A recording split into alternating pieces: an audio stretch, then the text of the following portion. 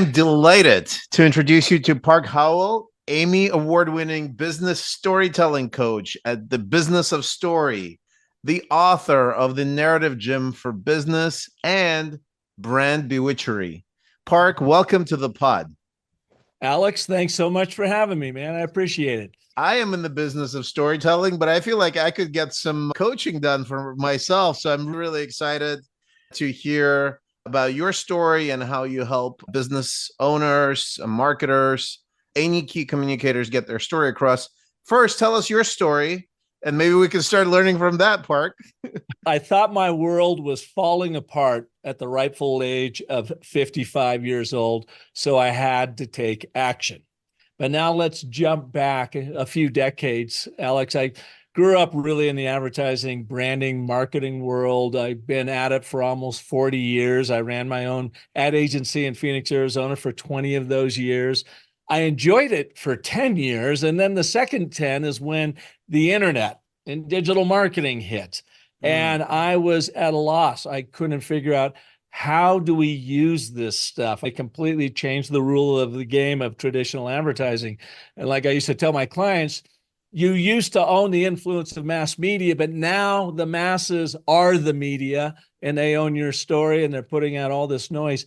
How do you possibly stand out? So in the early 2000s, Alex, I went and looked for an answer. And I was fortunate, our son Parker was going to film school at Chapman University in Orange, California, like one of the top 5 film programs in the world. And I said, Parker, send me your books and your recorded lectures when you're done with them, since I'm paying for them, because I wanted to know, what does Hollywood know about storytelling and the most competitive storytelling market in the world, LA, right? And that's when I started studying these frameworks, everything from the hero's journey to Blake Snyder's 15 beats to story. And it occurred to me that what Hollywood was using was the ideal template for a customer journey or a brand journey that we're all on. And I asked myself, how come we have never learned this in the advertising marketing world, what Hollywood knew about it? So I started applying it. And I started using it, and I wrote my first textbook, Brand Bewitchery, taking the hero's journey, boiling it down to 10 steps called the story cycle system. And we used it to create brand story narratives. And it was hugely successful. It started as a science project for me to see if it would really work. And it did. Our first customer grew by 400%, precisely because they got their story pulled together. That's when I knew I was onto something. And that's really when my life changed, because I now had customers coming to me asking to be taught how to use it in their own worlds and teach their own teams how to do it, not just as an ad agency guy anymore, but now as a coach and a teacher. And I loved it. So I woke up one morning when I was 55 years old. I hated running my ad agency. I wasn't an ad guy anymore. And I realized I had to make a change. And that's when I jumped into the business of story, 2016. And I have been consulting, teaching, coaching, and speaking on the power of story internationally ever since. Yeah, and I'll just to give you a shout out, some of the little known companies that you work with include Dell, Hilton Hotels, Walgreens, Coca-Cola. I thought these guys knew something about storytelling. Home Depot. This is not bad at all. And the one that I like in particular, Visit California, which is helpful. We need more tourists because there's some reputational problems we're developing. So this is really fantastic. I'm looking forward to figure out what my kids are going to be learning when they're at university. But I love the storytelling. I share your passion for applying frameworks from one field where people are super competent into another field. But at the same time, one of the things that I think is really quite funny is when you say you give a technology CEO the world that I live in, you tell them, yeah, you use storytelling, and they inevitably start thinking, I'm the hero. My startup is the hero. When I think you would probably say that actually it's the customer that's the hero, right? It's your champions, your investors. You need to make an investor a hero. So tell us a little bit about what are some of the most common F-ups, so to speak, in the applying the storytelling, because we all watch Hollywood movies. Yeah. Everybody wants to be a hero, right? Like you wouldn't be a startup founder if you didn't think you're some Star Wars character or other. And yet, I think we're missing sometimes this obvious thing that the hero's journey is not about us. And go back to that startup founder, and you talk Yeah. about storytelling. Actually, the first reaction is the roll of the eyes. That storytelling stuff, that doesn't work. We need to lead with logic and reason. We have the best Right. widget out there. Right. That's all people need to know. Yeah. No, that's not the case. What they really care about is how you impact their world. So, Alex, to your point number one, story truth number one is you and your brand are not the center of the story. Nobody actually cares about you. They actually Yeah. don't care about your brand. They actually don't even care about your Widget, product or the service. widget that you've developed that's They like don't give a has shit. They only 500 care unique. No, no. Oh, outcomes. They only care about yeah. outcomes trump offerings every single time. So number one, Yeah. your story is not about you. It's about your audience from their point of view. And number two, your story is not about what you make, but what you make happen in their life. Because that's what Right. they're investing in is the outcome. They don't care about that little widget you got. Just what can that widget do for me? That's what they really care about. And those are the two most powerful 1-2 punches right there. And Alex, I'll talk to CMOs that have been in the business for 3 decades, and they have an aha moment of, oh, God, you're right. We're always talking about ourselves, chest pounding how great we are, but it's not about us. It's always about them. I think even the terminology is messed up. So, there's one of the most common terms in the software and generally like tech industry is product marketer.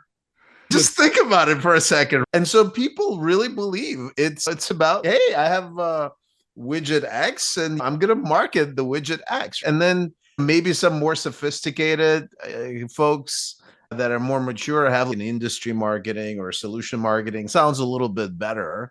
Very late in the game, like at great companies like Salesforce, you have customer marketers, right? And that gets closer to what we're describing. Yeah. But I think just the terminology feels like we're starting with the wrong side of the equation here, Yeah, right? because it becomes product centric and you Yeah. need to be customer centric. You need to be audience centric. What's in it for them? Centric is what it's all about. I was working with a CEO up in Toronto. It was a CEO group. There was a number of them in the room, and I took them through my and but therefore training.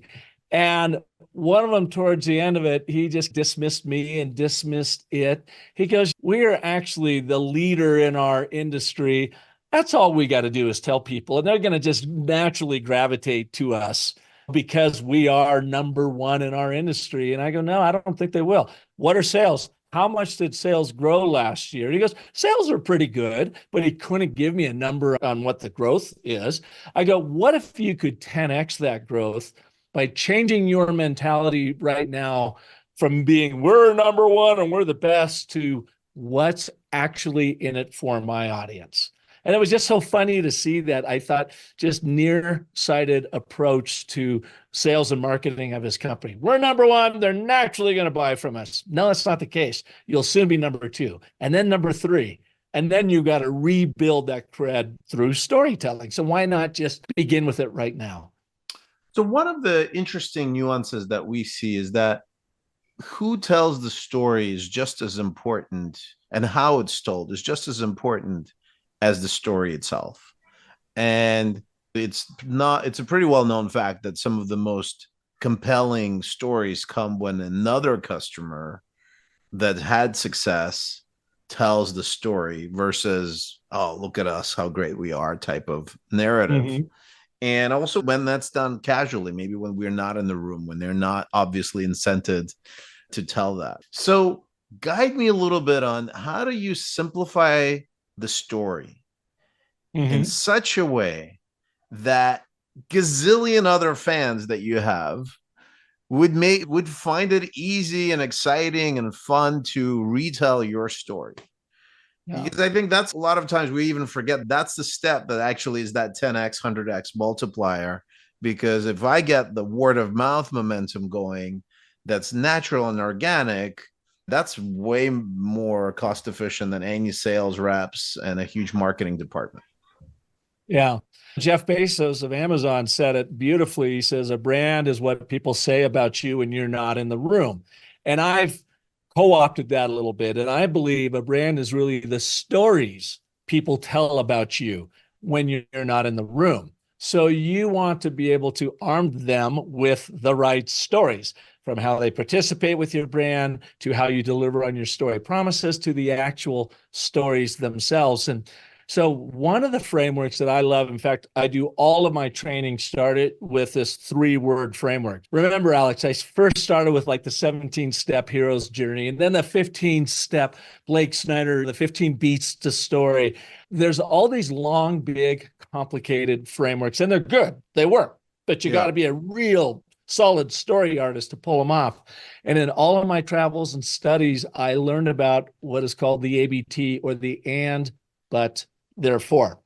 Okay. Learned it from my now good friend, Dr. Randy Olson, Harvard PhD evolutionary biologist, gives up tenure in his mid-30s, goes to USC Film School, graduates, produced 3 documentaries on climate change and global warming, but his work has been teaching scientists and academics how to use story frameworks like the and, but, therefore, to make their complex messages simple and compelling to get. And when I first learned about it back in 2013, I said, this is exactly what we need to do in sales and marketing, especially in the B2B world, when quite often we lead with complex push, logic, reason, messaging on customers when what they really want is the emotional pull of a story.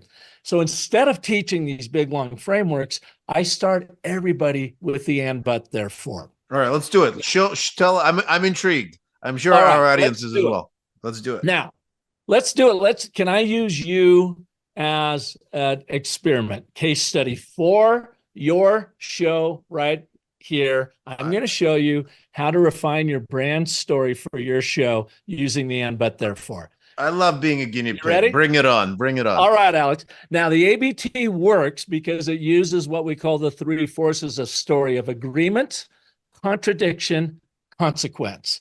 And our pattern-seeking, problem-solving, decision-making, buying limbic brain loves to get information this way. It's like you're spoon-feeding it. So here's how you do it for brand. And, but, therefore. Who, Alex, is your number 1 audience member? Who? Give me the persona that makes up 80% of your viewing audience. For experience-focused leaders or for Relayto? It could be either one. Which one would you like to work on, the podcast brand or your product brand? Let's do the product brand. There is some overlap because we love, like, our audience, our product users also love it. So Relayto. Who's your number 1 audience? Innovative B2B marketer on a small team. Could be large organization, could be small organization, but they want to do more with less. They are in B2B or scientific complex world, and they typically either a marketer or think like a marketer. And they want to do more with less. And why is that important to them? Marketing is highly ungrateful role in B2B, where you are expected to drive leads, nurture those leads, support sales teams, get customers successful in upselling in a new product and offer. And you have a team of, typically in the small organizations, small teams, sometimes 2, 3, 4, 5, right? Like small units within a division or product, all trying to do that. And I think in B2B world and large ticket items, marketers often don't get a great seat at the table. So they're resource constrained, and people just expect outcomes without investments. Okay, so what is the main problem Relayto solves for them? What are they struggling with that you help them overcome? We help them turn content outputs, which is an ebook, a sales deck, a white paper, customer testimonial, into outcomes, meaning customers and prospects go through those resources, self-educate, and become a well-educated, high-quality lead. Or in the proposal, RFP response or sales presentations in the finals, you look 10 times better than your competitors and get a competitive edge. Okay. And then when customer or partner onboards, they understand your product, they get to the wow faster, and they start succeeding with your solution. These are the types of, so that's where you take the content and turn it from a deliverable to business We'll outcome. get to that, Alex. And so Okay. you just defaulted into telling us all about what you guys do. Yeah. But my real question is, what problem do you solve? By doing all that, what is the problem you solve for your customer? We turn what traditionally has been content into another like an effective salesperson communicator that's working 24/7 to engage with customers. So that's what you do, but what problem do you solve? See how hard this is sometimes? I see. All right. Well, so the problem that I think that's specific, right? So there's generally three types of problems. More leads that are educated, we generate from the same resources. The second one, and if you're going later in the sales cycle, higher win rate because the resources sell themselves. Those are all outcomes, but Yeah. what problem do you solve? The marketer, I can't produce compelling content quickly. Maybe that's a problem, right? So that's it. Okay. So here they are, they're innovative B2B marketers. And if they just had the proper resources, then they could have the impact on the business and growth that they would like to and are graded and bonused on. But they're not having that kind of growth because they are not creating compelling content fast enough that actually engages audience. That's right. Therefore, you can take speed to that sale. You can increase the speed to sale with Relayto, the content experience platform that ignites the meaning of your content. I don't know what that final answer is to ultimately get you to that sale faster. I see. Now, was just piecing this together. So you're basically breaking down, you're separating the outcomes which come later to the problem, which is that's the reason I can't get those outcomes. And we're avoiding that default that you went to immediately talking about Relayto and what you do and all the stuff. Nobody cares about that unless we have adequately set that up. Your and statement is a statement of agreement. It's like a shared vision of what tomorrow can be. So you are, and you want to speak in the first person to that audience, being your customer. You are an innovative B2B marketer. And if you just had the resources to create compelling content quickly and then measure its impact, then you would have the growth, the revenue growth that you'll get the respect. You'll get the respect. Yeah. The respect, the growth. But you currently the promotion. But you don't have But you don't because you're still in PowerPoint mode. And that's it, right? Create compelling content quickly enough because you simply don't have the right tools around you. Just imagine being expediting not only your content, but igniting your sales when you use Relayto. It's like bringing 6 people onto your staff through one platform, content experience platform, whatever. So again, I'm clunking through this, but I'm trying to show the form. Start with agreement. What's in it for them? Then, but why don't they have it? What's the frustration that they're experiencing because of this major problem? Therefore, what's a consequence of that? When you do this with us, you'll be able to achieve this.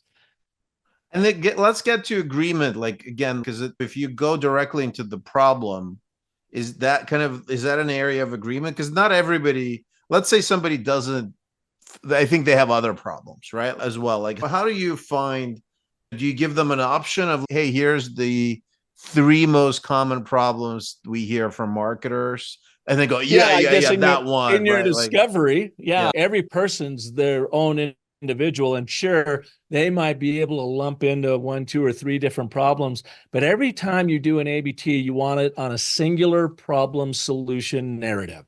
You don't want to introduce 2 problems or 3 problems because our brains are not wired to consume a lot of different problems. One problem at a time, one ABT per problem.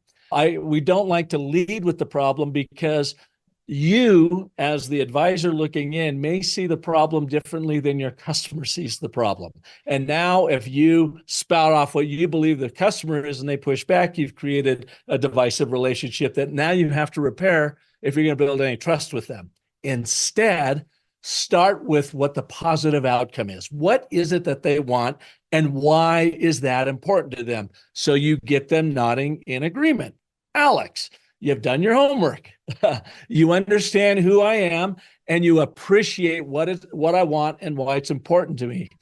Then you introduce the problem, and you want to build as much contrast between that shared vision of a prosperous tomorrow and the but why you don't have it because of this major problem.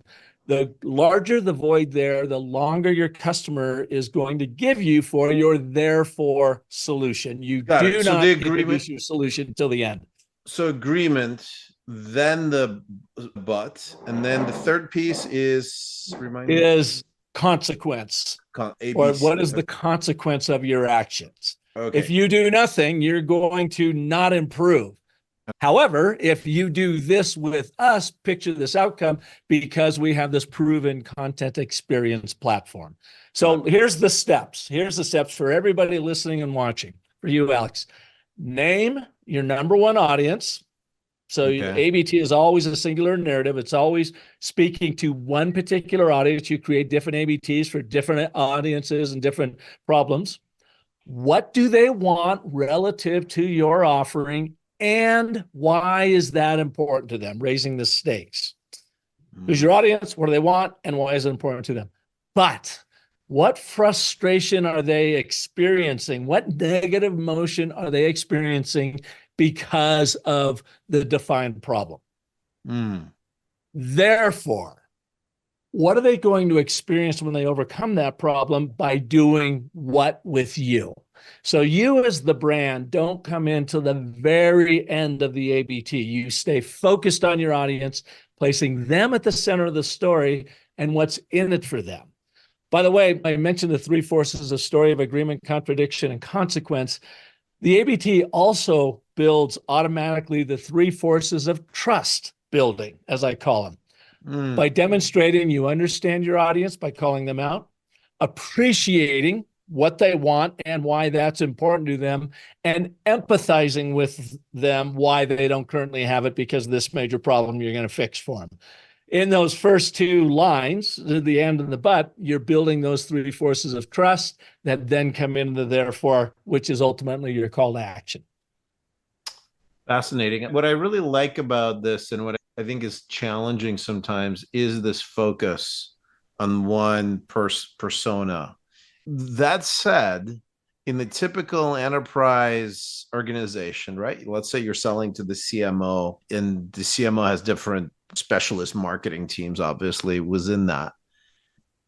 How would you recommend integrating a more complete portfolio? Because do you get them to, do you just build the story for the CMO only, right? And then have like sub stories for different teams inside the CMO organization, as an example? Is that how you would recommend it? Yeah, you want to always have a singular narrative. So I actually experienced this at Coca-Cola. This was back in 2009. And when I was still running my ad agency, we were hired by Coke to come in and launch this big eco-driving initiative for their 60,000 fleet drivers and their staff. And the whole idea, they call it the Smart Driver Program, is that it would help reduce fuel use, it would reduce their carbon footprint, it would reduce maintenance, and it would create safer drivers. They hired us to come in to brand it internally inside of Coca-Cola. And when we got there, they said, Park, we also need you to help us sell it up through the C-suite. We thought it was a done deal. But they now said, how do we talk to our chief marketing officer and our HR person and our chief sustainability officer to share this program with them to get them to buy in? It's not one story fits all. Chief marketing officer has a completely different, set of careabouts than the HR person, than the chief sustainability officer. For the marketer, we share with them, Here, you're going to have a program that you're going to be able to market out to the world and demonstrate the impact that Coca-Cola is having.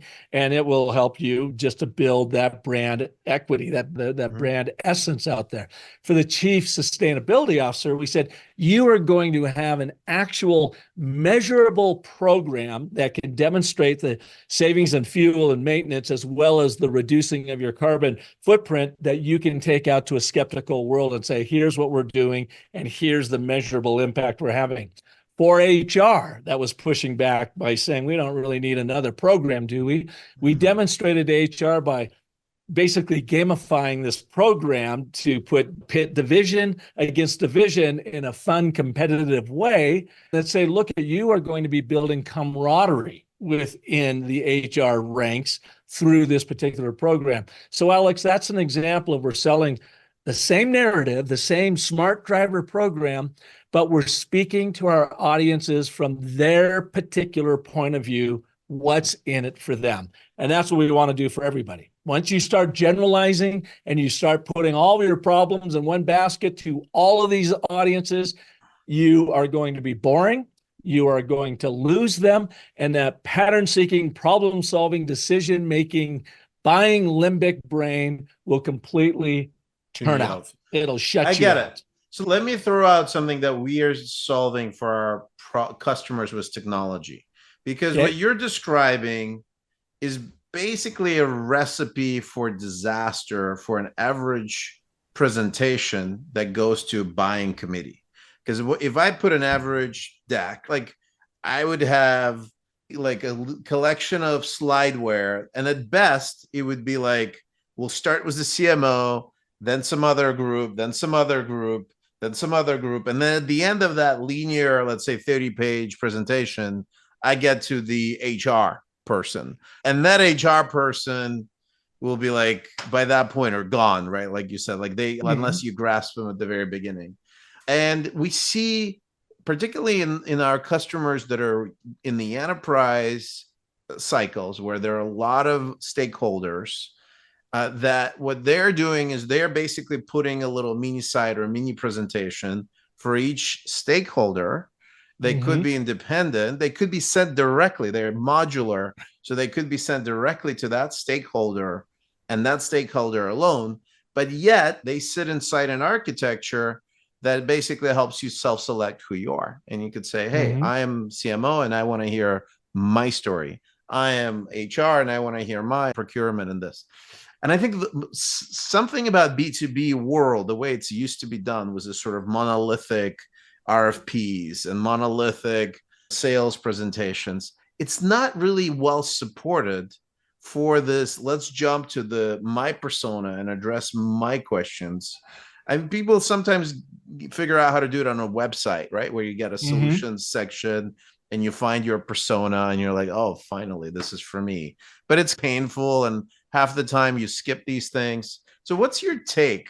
Because what you've described as something really critical is that you can't have multiple narratives attached together, but yet you don't necessarily know if you're a sponsor for this product, who's going to get to who's going to see this stuff. You got a buying committee the size of state of California, some organizations. And so they need to find themselves and quickly. Otherwise, like you said, you lose it. What do you find that works to engage those? What have other people done? We definitely are using our tech, but I'm curious if there are other solutions our customers. I don't know about other tech solutions. It's discovery, it's research, it's doing the hard work in advance of understanding who's sitting in that audience and or who's going to be an audience to whatever presentation you have, maybe even if they're not there, but they're going to get it after the fact.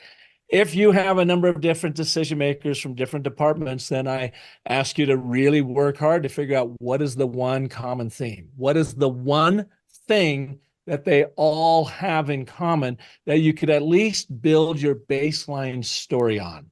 And then if you're lucky enough that you can have different presentations to different stakeholders, then of course you use the ABT to get focused on that stakeholder.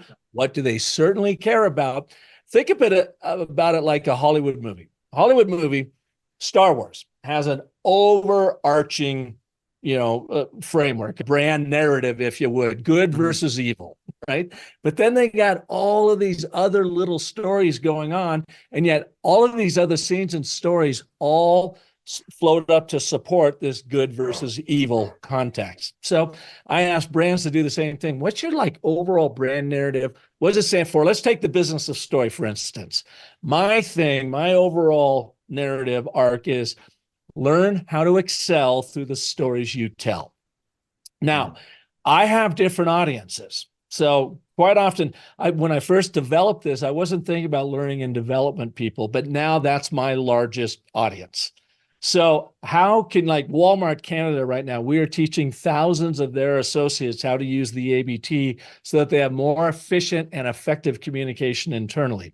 So I will share the excel through the stories you tell differently with Walmart Canada L&D people than I will for, you had mentioned Visit California. I just got done with Visit Phoenix, a tourism group here last week in Arizona. So it's the same thing with them. How can I help you excel through the stories you tell? We are now going to focus on sales and marketing of Phoenix as a destination. So my overarching thing is excel through the stories you tell, but depending on who I'm talking to, it will take on a different color. I've got to support it from a sales and marketing standpoint, a learning and development standpoint, an HR standpoint, a leadership standpoint. I do a lot of work with the Air Force. So when I am talking to them, that's not about sales and marketing. It's about leadership development and how do you develop your teams internally. The same mantra of excel through the stories you tell works for them. It's just coming at it from a different perspective, their perspective. So that's the first thing I'd ask you to do is, what is your overarching brand narrative that relates to all of your audiences?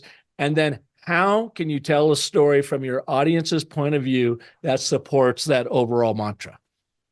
Yeah, and I think my general concern is that, and I'm curious how you deal with it. You're obviously in the consulting business, so you have more room to adapt to a particular client, and it's easier to do on the fly. If you're enabling a larger sales force, so for example, I could say, and you literally used these words, which is why I love to have you on the call. We're building audience-centric content experiences, literally audience-centric, because historically, if you think of PowerPoint, it was designed as a presenter, creator-centric, right? Bullet points, great, let's crank out bullet points. I don't care how they look. It's easy to put together a bullet point, which is why my former employers at Microsoft said, great, we need to teach people to create PowerPoints. Bullet points are easy. And then we have the sort of bullet point. PowerPoints riddled with bullet points kill presentations because they are user-centric. They're not audience-centric. Yeah. And I think that's just on the creation side. Then as a few years after PowerPoint, this thing called PDF emerged. And I happened to be at Microsoft at that time. And we were looking at it. What is this thing? We know there's some issues with PowerPoint. It's not perfect, but at least it's animated. PDF was it was fixed for printing, but it was bringing this document totally to death. It was it was fixing it. It was turning it into a real piece of paper. And it had its benefits for the era of the intranet and where you weren't in the same organization. But I think now in this day and age, it's PDFs is where knowledge goes to die. So it's a similar thing because it doesn't fit your audience.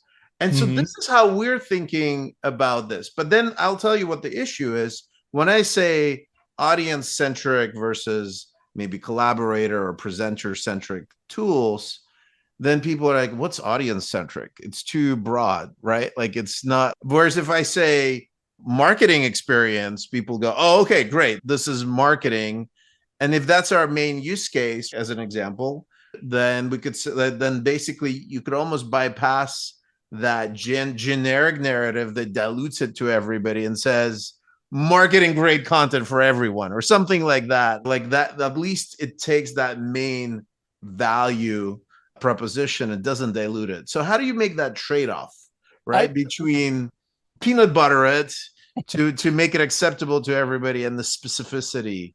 I just love to get rid of all the jargon. Yeah. Good friend of mine coined the term jargon monoxide because jargon just kills any sort of communication unless you're really on the inner group.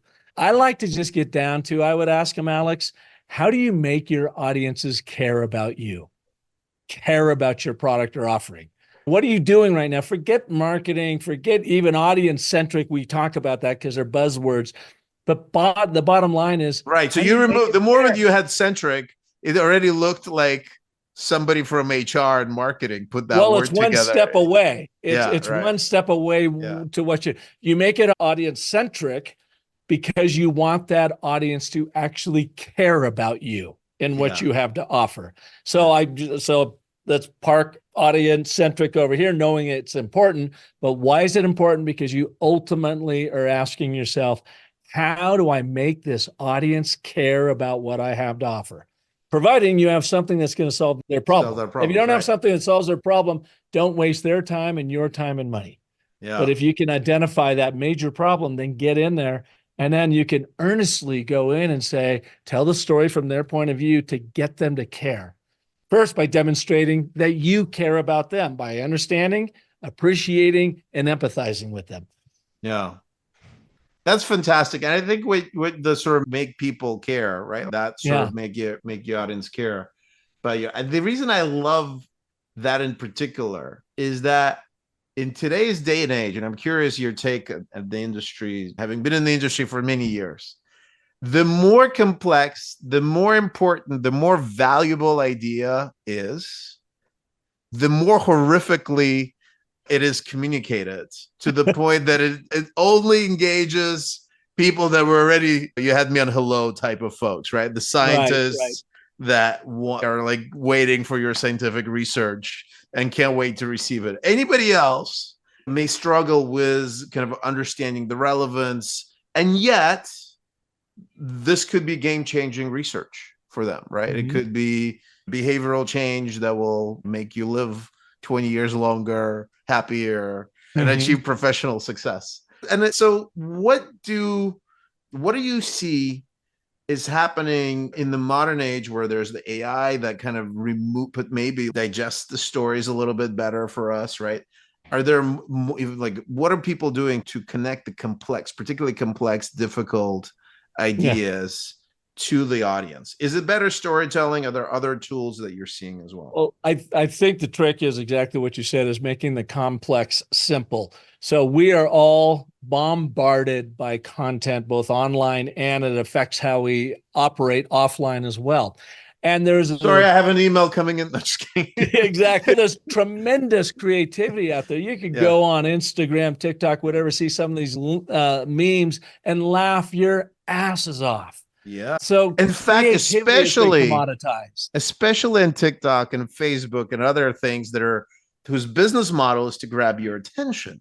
Yeah. That is, they're really good at it, as Yeah. opposed to the people that actually need your attention because they have something valuable to offer. They're really bad at it because they're product people, they're scientists, they're not behavioral manipulators Yeah. sitting at like measuring every pixel for your attention Well, optimization. especially in the B2B world, where Yeah. quite often you have a complex message, you want to simplify it. And to me, what wins the day in this day and age of too much information is compelling clarity.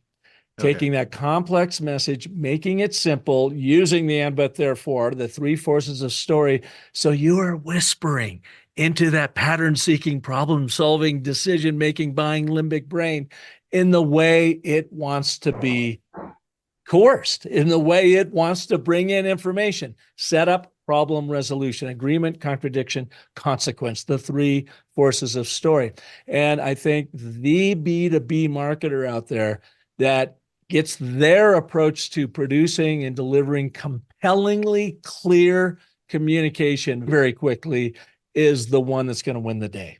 Creativity comes from the voice, comes from the brand, whatever. But if you don't have that really creative thing, come at it with compelling clarity using the ABT.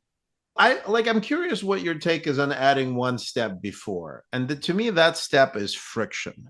So maybe you have a very compelling and clear message, but let's say you have to go through a bunch of steps to pull in your first name, your last name, your email, the size of your company, the mother's maiden name, right? Like last 4 digits of social, whatever it is, right? To get to that, maybe even well put together, very simple message. And I feel like that we don't have patience for that anymore, that level of friction. And yet that is actually a default behavior for lots of B2B marketers because, hey, we need to get leads. And the only way to get to leads is this form. And yeah, we don't think very hard that 90%, 95% of the audience drops off the moment they see the form. And yeah, maybe like some of them are not super motivated, but I bet you a bunch of them are, right? And they're just like, they just don't have, or they could be more motivated, especially if you have a great message across. Yeah. So that's friction, right? What do you think about friction before we even get to the storytelling and ways to remove it? They're getting there to that particular form because you've done some sort of marketing or some sort of storytelling to let them know that there's even a form available to them. The ABT is also used beautifully on your websites, on your landing pages, to set someone up to fill out that form. If there's friction in there and they're not completely motivated, do a quick little ABT in the copy above it to say, here's what you stand to lose if you don't do this form. So you keep wanting to use this problem solution dynamic in all of your communications, in all of your channels, from oral communication and presentation to social media, to website, and to whatever, because you want to keep picking on and playing to that problem solution dynamic, buying limbic brain. Just keep using it. And by the way, when you've got long form communication, say it's a podcast interview, say it's a presentation, it's a white paper, it's a blog post. First, write an ABT as outlining, what is this about? What's the one problem we're solving for? Today, I'm believing it's how to create compelling clarity in this noisy, complex, annoying world where your information's not getting through. So first, write an ABT for yourself to get focused on that long form communication.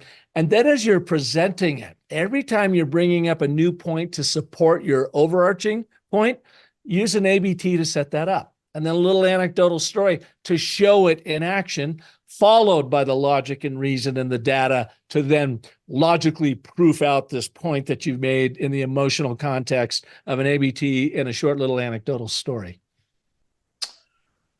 That's interesting. So I guess we have a slightly, just in the spirit of bouncing ideas, we have a slightly different take on what comes first. And so to me, what we're seeing as a trend in the market, because of all the social and kind of attractiveness of visual content that happens outside of B2B world, typically, you have a world of more visual, experiential storytelling. And yes, you could get a great narrative, but probably like a great image that excites you, or background video animation or something like that that excites you, makes you curious, makes you feel that somebody cares about this, versus this is another regurgitated B2B white paper. I've probably learned something, but we all know that you could hire somebody in India to put this together based on 5 other blogs and gate it. And versus, hey, this is something that's really valuable. Just the way it's communicated, it means this is a serious piece of work, and they really care about me engaging with it. Just like you walk into a building, right, at the lobby in a law firm, right, has to make an impression to feel like, okay, these people deserve my attention. They've made it. Something tells me we're not that sophisticated in the visual storytelling mode as the Hollywood is, right? Because their trailers are amazing, right? In terms of getting our attention. You said write a good ABT, but it assumes that people will read it. It assumes that they actually want to, like, they won't scan it the way they do a LinkedIn feed was like an animated or like a Facebook. Let me give you an example of this. Working with Trimble, which is a SaaS platform company out of Denver, Colorado. They have a global SaaS program platform for agriculture, for anybody using heavy equipment to be able to manage and basically have a real-time EKG on the health of that particular piece of equipment, heavy construction, transportation, agriculture, and so forth. I taught their sales team in March of 2020, sales and marketing, about the and but therefore. I had two other frameworks too, but really focused on the ABT. And then we put it to the test. They were running a LinkedIn campaign in 5 different countries. So they did March 2022, their usual stuff. And they were actually getting about a 3.4% engagement, which is pretty damn good, considering that LinkedIn themselves said anything over 2 points really good. So we took their content, and I didn't rewrite it. I just reordered it using an and, but, therefore. And across 5 different countries in was March, April of 2022, we increased engagement by 400%. So it wasn't because it was fabulously creative and interesting, Emmy Award-winning copy. It's just that the copy that they gave me, I simply reordered and put it into an ABT. That was the only thing we did different. This is on the ad, on the LinkedIn ad. In a LinkedIn ad. And the engagement means that they by 400%. And the ads, they don't, like, what does engagement mean in this case? It just means that they downloaded the actual.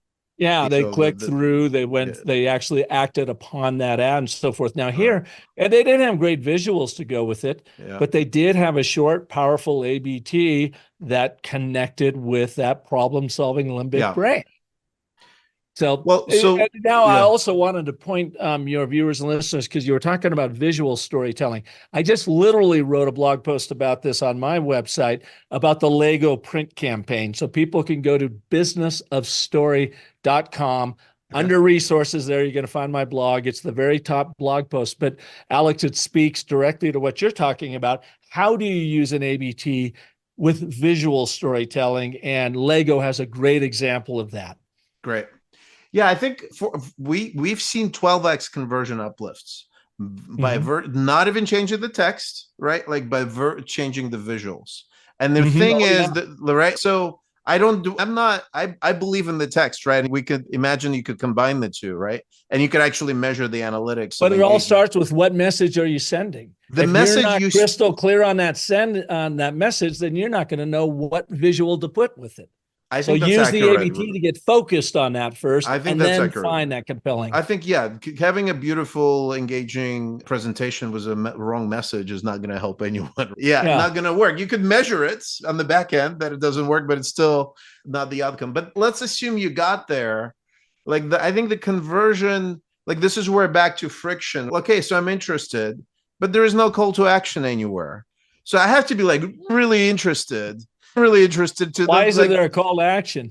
Exactly. Most B2B marketers, for some reason, forget the idea of a call to action from a PDF, right? And with the ABT, you've got a built-in call to action, because it makes you, as the storyteller or content creator, think about that problem solution and what's the way forward call to action before you write any copy, before you look for any visual. It is a strategy tool to make sure that message is compellingly clear with an immediate call to action in it.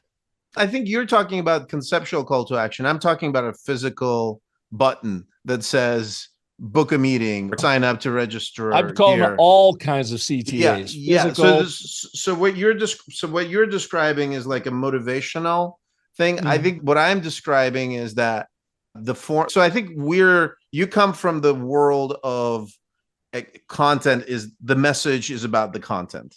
I just don't disagree with you, but I think it's experience and low friction experience together with great content that's the 100x multiplier. Otherwise you get 10x. I am all about taking friction out of the entire customer journey, which is the hero's journey.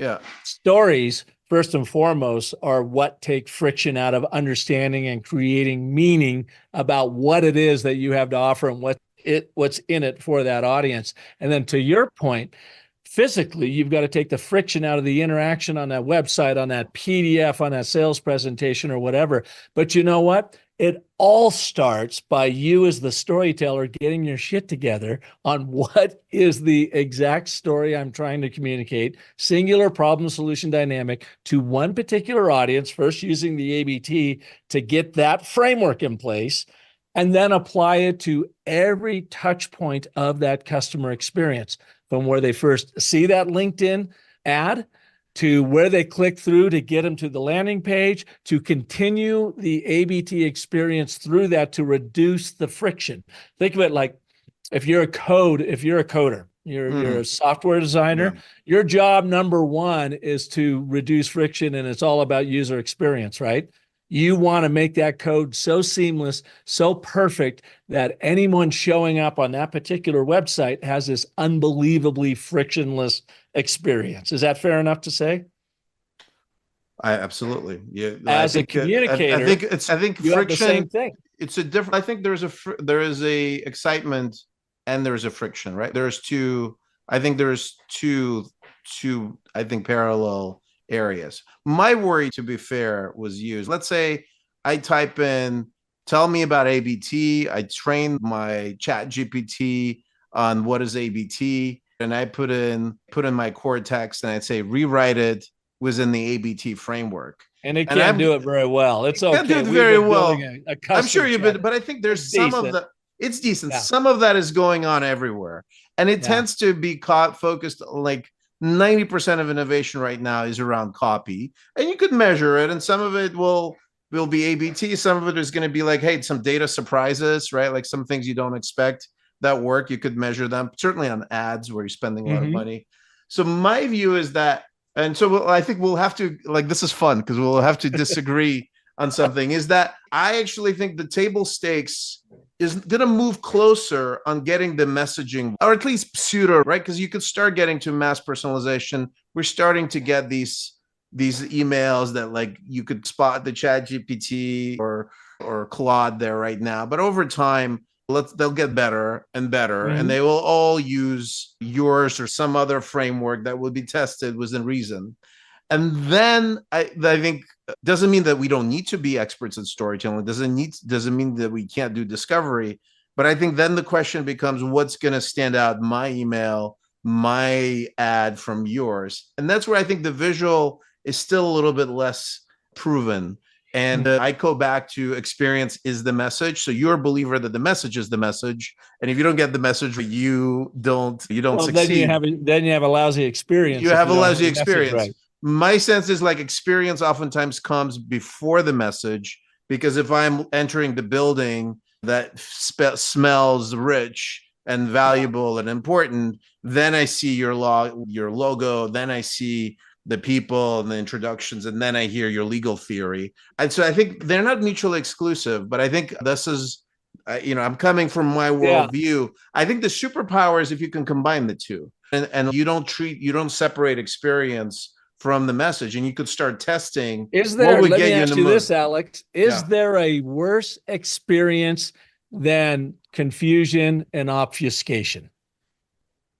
If you're confused, you're out of there. It's a horrible experience because you're like, I don't know what's right, what's wrong, what's up, what's down. If a brand is confusing you, it's a horrible experience. If worse, they're so obfuscated in how they communicate, you have no idea what the hell they're talking about.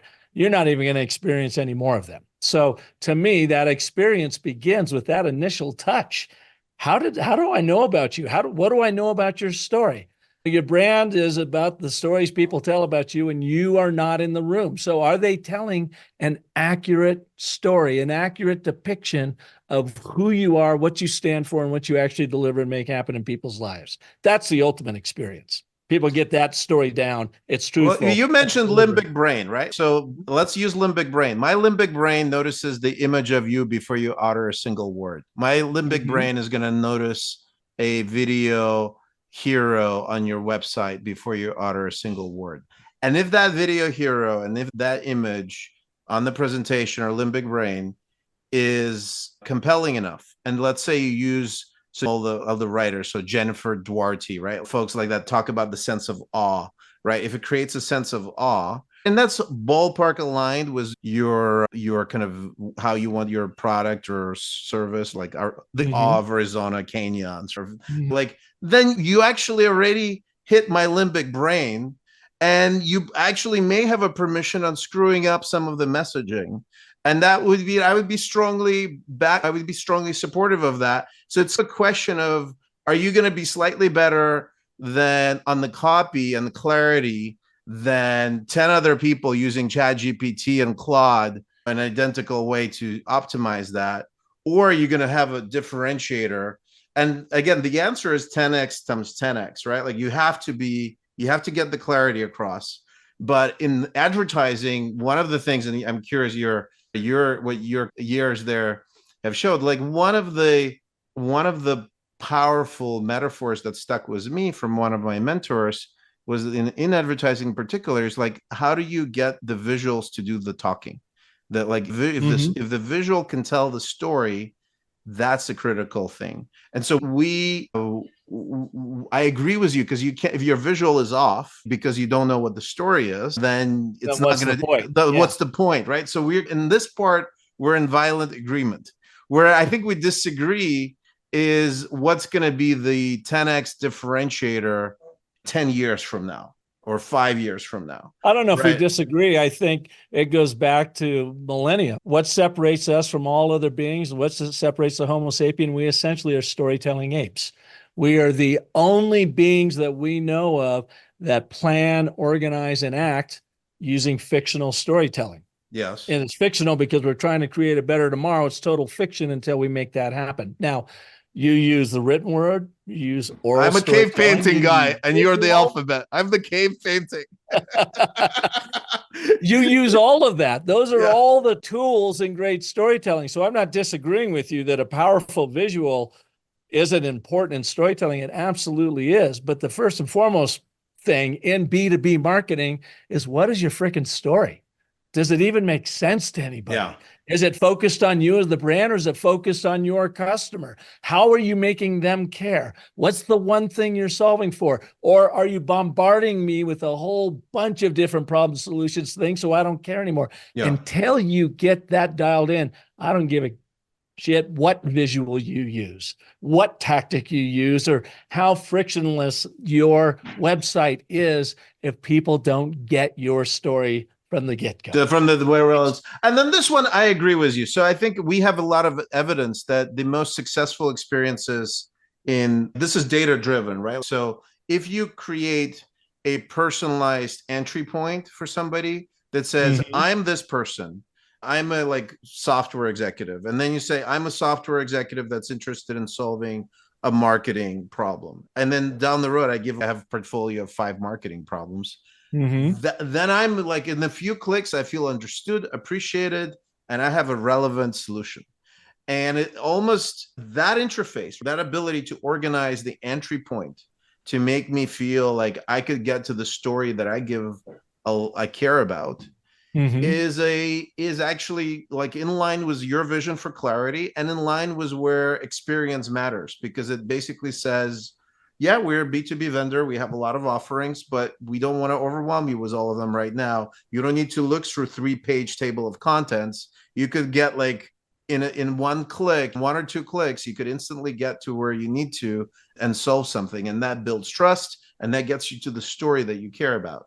So on this part, I agree. And this is where it gets beyond pictures and more in the architecture, which is, I think, what you're describing. Is, let's summarize some takeaways from our audience that we could both agree on. Finding in the B2B world, since you have multiple narratives going on at once, a really critical point is getting you to the right narrative, singular narrative, right? At the same time, you still may need to know that there are other narratives, because the type of B2B buyers you want typically are savvy enough to know that they're not the only stakeholder. And so you want them to know that there's others, but they know they care about their narrative. So I think that is, we're in violent agreement that we need to do that much better. And then I think what that narrative needs to look like and sound like, I think everybody should go and check out your book and your workbooks and try to figure out, and maybe your ChatGPT tips and your workshops, to try to figure out, okay, once I'm inside that narrative, how do you make me feel understood, feel like, oh, this is the problem, and the consequences of if I figure it out are magnificent for me, right? Like that, right? That I think is the piece. And I would add then the other dimension to that is, when you describe the problem, you could describe it with words, with statistics, with whatnot. But if you describe it was a visual, that moves me, that interrupts me, that makes me feel the pain maybe viscerally, or the joy of the solution viscerally, then I think you combine the power of the narrative with the power of experience. And I think Mm-hmm. that when that is where you get the nuclear fission of outcomes, because otherwise if it's just one, if you're absolutely right, if you get the beautiful narrative, and we see these decks, they're beautiful. I don't know what the hell is going on in there. It's very confusing, right? That doesn't help me. Or you have maybe beautiful story, but somebody has to be a real reader and like really motivated in the reading to get through that story. And so you like, Mm-hmm. what if you mix the two? You'll probably get a lot Absolutely. more, much larger audience. Is Hey, there other narrative is experience. When we hear a narrative, our brain actively participates as if that story is happening to us. So I don't think they're mutually exclusive. You've got Relayto as a content experience platform. The ABT is the content experience framework, because you want people right? to experience that message, even if you have no visual at all. Here's an example of it. I was working with the Home Depot, their internal sales team, and one of the Home Depot guys, in a smart ass way, asked me, Park, what's the shortest ABT? And I said, oh, that's easy. The ABT is short and sweet, but tricky. Therefore, practice. Set up problem resolution. He experienced a 10-word ABT describing the ABT. There was an absolute experience in it. Started laughing.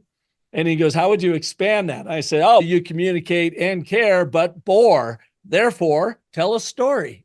That's great, right? It's an experience. You are experiencing this. Then I could get in and actually tell you a story about something that happens, lights up the theater of the mind, and your brain is experiencing that narrative right along with me. And this I salute you on, because I've noticed several times during this conversation, you use certain phrases that are very concrete, right? Like theater of the mind, and your audience cares about your message, right? Mm-hmm. So you're using like very concrete concepts, concrete words, non-jungo. And I think this is where you're absolutely right. Like, where if you could say, to be effective, this is the words that you need to use for certain audiences to break through the noise. And then maybe you combine the words with the images that support these words that are also, or visuals that kind of are reinforcing it. That's powerful. But I would like, again, I think it's fascinating, because on one hand, we sometimes work with great companies that get the words, like they're pretty sophisticated at listening to their customers. They're innovators. And so we forget that this is also a big problem for other customers that are not that sophisticated. And so what you're bringing up is you got to have a consistent combination. And maybe the real help, and maybe this is a partnership opportunity down the road at some point, is what if you could combine the narrative framework and the words and the kind of the sort of concrete dejargonized words that get people in the ABT mode, and then reinforce it at the same time with visuals that even sink it in the depth of your being, right? Because it's a visceral image, right? Yeah. And it gets there faster than the word does, but then the word reinforces it and contextualizes it much better. Absolutely. They work in tandem. Yep. Awesome. Listen, what I've learned a ton. I love the back and forth, on figuring out, because that's how I think we learn, and it's great to actually come to a view that we can they really coexist, the frameworks really well. Tell us how, if people want to go and get their narrative fixed up, where can they find you? LinkedIn is probably the best place. That's the platform I'm on the most. Park Howell, weird name, so it's easy to find. Also, I've been doing my podcast for over 8 years, ranked among the top 10% of downloaded shows. So if any of your viewers, listeners here want to take a deeper dive into business storytelling in lots of different ways, come on over to my show, Business of Story. You can find it on all the typical platforms. And then finally, if they want to actually learn the ABT themselves, I've got a little micro training course called the ABTs of Storytelling. And you'll find that at businessofstory.com/ABT. And they can go in, it's 3 modules, not even an hour long, and they can learn how to apply the ABT in their world in all of their messaging. Amazing. Park, thank you so much. Thank you for making me apply this. I obviously see the value on our end to get our story straight. And Yeah. thanks for sharing your insights with our audience. Thank you, Alex. It's been an honor.